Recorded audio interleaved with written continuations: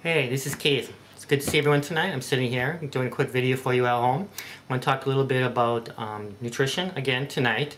We're trying to do several videos to help people with understanding what type of foods to eat, what to look for. What I want to talk about tonight is basically dealing with foods that how they are broken down in your system, basically how carbohydrates are broken down in your system and how it affects weight gain. When you eat a lot of foods that are digested very quickly into your system, they're broken down very quickly in your system, and they release a lot of glucose or blood sugar into your system, what happens is your body reacts to that. Your body gets all that extra glucose blood sugar in it, and what it decides to do is say, oh my, what am I going to do with this? What does it do? It goes ahead and stores it as fat, body fat. So foods that digest quickly add to body fat gain, okay? So what you're trying to do is try to find foods that are digested a little bit more slowly in the system so that they release the blood sugar, they release the glucose at a little bit slower rate into your system, thus avoiding that reaction to store that energy, that glucose blood sugar as body fat. One way to determine how quickly some foods break down into your system, like carbohydrates, is basically look at the fiber content. So a little bit higher fiber content actually breaks down more slowly in your system, okay?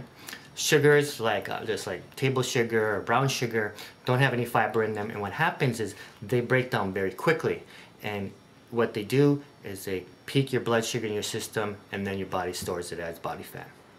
Now it's been recommended that women have about 20 to 27 grams of fiber in their diet per day, and men anywhere from 30 to 38 grams of fiber a day. Unfortunately, most people only get about 15 grams of fiber a day in their diet, so we're not getting to that point where we should be. Now, the older you get, the more fiber that you're going to need, okay? For if they're 50 or over, women should be trying to get up to 27 grams of fiber a day, and men should be trying to get up to possibly 38 grams of fiber a day, all right? So in a second here, I'm going to do is I'll show you a couple different foods that do contain fiber, how to read a label, look for the fiber content, and then we'll go from there. So what I have here, it basically is a box, or a container of regular cooking oatmeal. It has, what you can see here is it says total carb is 27 grams, dietary fiber is 4 grams. So what this is it contains a decent amount of dietary fiber in your diet. Now someone told me once, and I can't really guarantee what the exact percentage was. He said if it's like you take the fiber, multiply by 10, and if it's more than the total carbs, then you're pretty good. So this would be pretty good because you take a dietary fiber 4 grams by 10, which is 40, it's well more than 27 grams. So that would be pretty good for us to eat as far as fiber content. And you also see that the fiber content, it says it's like 16% of our daily intake, okay?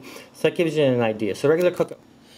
Here I have some almond butter that I picked up at a local store here, more of a nutrition health food store. Total carbs is 6 grams, dietary fiber is 3 grams. It does have some sugar in it, which is okay. It's not a whole lot of sugar. But here you see the dietary fiber is actually half of what the whole total carbs is, so this would be a pretty good alternative for you as far as getting some fiber in. This is almond, like an almond peanut butter type of thing. Personally, I don't really like the taste that much, but I do eat it once in a while. Kind of sometimes I mix a little bit in some oatmeal or something like that for myself. So that would be a good alternative for you also. So you can see here the dietary fiber is like 3. So here what I have right now is basically this is a small package of some brown sugar. Yeah, I do put sugar sometimes in my oatmeal in the morning. Not too frequently though. Here we do is have total carbs is 4 grams. It doesn't even mention high fiber or any type of fiber in there at all. And sugar is just 4 grams. So this actually does break down very quickly into your system. You eat too much of this kind of stuff and it will get into your system, and actually your body will spike your blood sugar, glucose, and you end up storing a lot of it as body fat. So that's why we try to find foods a little bit higher. Okay, and the last one I'm going to show you here basically is this is a bottle of some, I believe, teriyaki sauce. I put it on some of my chicken sometimes. Again, what I'm seeing here is that it's like total carbs is 6 grams of carbs and dietary fiber is 0 grams. So again, this is something that you probably wouldn't want to eat a whole lot of. In very extreme moderation, it's fine, but be aware that there's no fiber in it. So this is something you want to possibly avoid taking and using. Okay, so I just wanted to show you some examples of some packages and how you can read the package label. I mean, it's probably stuff maybe we've all seen before and things like that. And I have gotten used to looking at all labels as soon as I buy something to look at the carbohydrate content versus the fiber content. It's just a habit I've gotten into. Be aware too, though, is just because it's high in fiber doesn't mean that you can eat as much of it as you want. Again, you have to eat things in moderation. That's a big key point to being on any type of a diet program or losing weight, is moderation. Generally what I would do is start cutting back or weighing your amount of carbohydrates that you eat during the day. Let's say you want some oatmeal in the morning, you just have a cup of oatmeal. Yams, sweet potatoes have a decent amount of fiber in them, so you just have a cup. Things like brown rice and black rice also are good for you as far as fiber content goes. You just have a cup. So what you want to do is probably limit the amount of carbs that you're eating per day. Generally, I try to go to about 3 cups a day, which is pretty moderate for most people. But it just gives you an idea or guidelines for yourself to look into and maybe talk to somebody about.